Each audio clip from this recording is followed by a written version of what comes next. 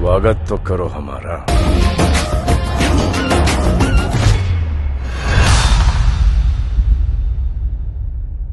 तो थामा Maddock horror comedy universe की लेटेस्ट मूवी फाइनली थिएटर्स में रिलीज हो चुकी है। और अगर फ्रैंकली बोलूं तो ऑडियंस को पहले से इस मूवी से कुछ ज्यादा एक्सपेक्टेशंस थी नहीं, और अब जब फाइनली मूवी देखने का मौका मिला तो क्या ये मूवी सबको गलत साबित करती है या इतनी कम एक्सपेक्टेशंस होने के बाद भी डिसअपॉइंट करती है? तो चलिए डिटेल में बात करते हैं थामा की द सिनेमैटिक ट्रुथ में।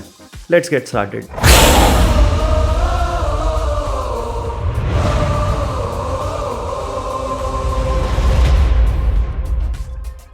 तो फिल्म की स्टोरी स्टार्ट होती है एक जंगल से, जहां रश्मिका मंदाना का कैरेक्टर यानी ताड़का एक हिडन वेम्पायर क्लैन का पार्ट है। और ये वेम्पायर्स कोई वेस्टर्न ड्रैकुला टाइप्स नहीं, इनका लिंक एंशिएंट इंडियन लेजेंड से मिलता है जिसका नाम है रक्त बीज। रक्त बीज वही राक्षस था जिसका खून धरती पर गिरते ही वो मल्टीप्लाई होने लगता था, जिसको मारने के लिए माता ने माँ काली का अवतार लिया था। और ये लेजेंड इस मूवी में काफी इंटरेस्टिंगली ब्लेंड की गई है। स्टोरी शुरू होती है रश्मिका के पर्सपेक्टिव से, लेकिन स्टोरी जैसे जैसे आगे बढ़ती है आयुष्मान का कैरेक्टर यानी आलोक सेंटर में आ जाता है। एक नॉर्मल आदमी जो अपने दोस्तों के साथ पहाड़ों पर ट्रैकिंग के लिए गया था और अब एक सुपर नेचुरल वेम्पायर बन चुका है।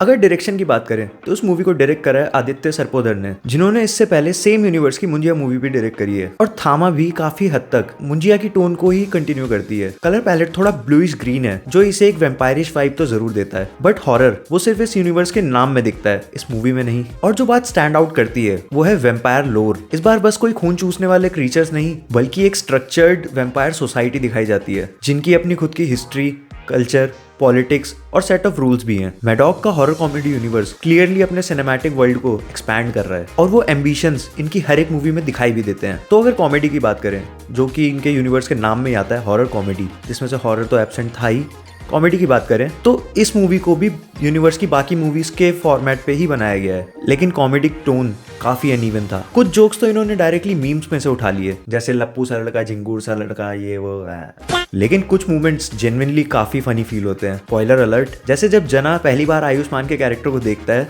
तो उसको देखते ही कहता है, अरे बिट्टू तू यहाँ दिल्ली में क्या कर रहा है? आयुष्मान खुराना और परेश रावल के बीच की जो कॉन्वर्सेशंस है कई बार वो भी काफी फनी लगती है, लेकिन कुछ सीन्स में देख के ये भी लगता है कि कॉमेडी यहाँ पे जबरदस्ती घुसाई गई है। तो अब बात करते हैं मूवी के सबसे बड़े हाईलाइट की, जो था भेड़िया वर्सेस वेम्पायर। मूवी का सबसे बेस्ट सीक्वेंस वही था जहाँ पे भेड़िया की एंट्री होती है, हाँ वही वरुण धवन वाला भेड़िया, और फिर शुरू होती है भेड़िया वर्सेस वेम्पायर की इंटेंस फाइट, जो इनिशियली तो मुझे देख के लग रहा था ये कुछ सेकंड्स में ही खत्म हो जाएगी, बट उसको अच्छा खासा टाइम दिया गया है और वही पूरी फिल्म का सबसे एक्साइटिंग पोर्शन भी बन जाता है। मूवी में काफी सारे कैमियोज हैं और इनके यूनिवर्स की सबसे बढ़िया बात मेरे को ये लगती है कि कोई भी कैमियो बिना मतलब के नहीं आ जाता, और जो भी कोई कैमियो होता है उस कैमियो के थ्रू किसी दूसरी आने वाली फिल्म की भी स्टोरी प्रोग्रेस कर रही होती है। तो चलो अब थोड़ी सी बुराई भी कर लेते हैं। मूवी के वीएफएक्स मुझे थोड़े इनकंसिस्टेंट लगे। परफॉर्मेंस की भी अगर बात करूं तो आयुष्मान खुराना एज यूजुअल जैसा वो बाकी मूवीज में काम करते हैं, ना कुछ outstanding but definitely not bad. Rashmika ने भी अपना काम ठीक ठाक करा है। परेश रावल साहब की स्क्रीन टाइम कम थी बट इम्पैक्ट, और पूरी मूवी का सबसे हाइप्ड कैरेक्टर नवाजुद्दीन सिद्दीकी का कैरेक्टर। विलन के रोल में उनकी परफॉर्मेंस काफी रिपीटेटिव थी। किक मूवी के विलन से बहुत ज्यादा कुछ डिफरेंट नहीं था। एक चीज और है, मूवी में 4 गाने क्यों है भाई? जरूरत तो वैसे एक की भी नहीं थी, बट अगर डालना ही था तो रहे ना रहे के अलावा बाकी सब गाने हटाए जा सकते थे। तो अब अगर बात करूं कि मुझे सबसे ज्यादा इस मूवी में क्या पसंद आया, तो नंबर 1 पर था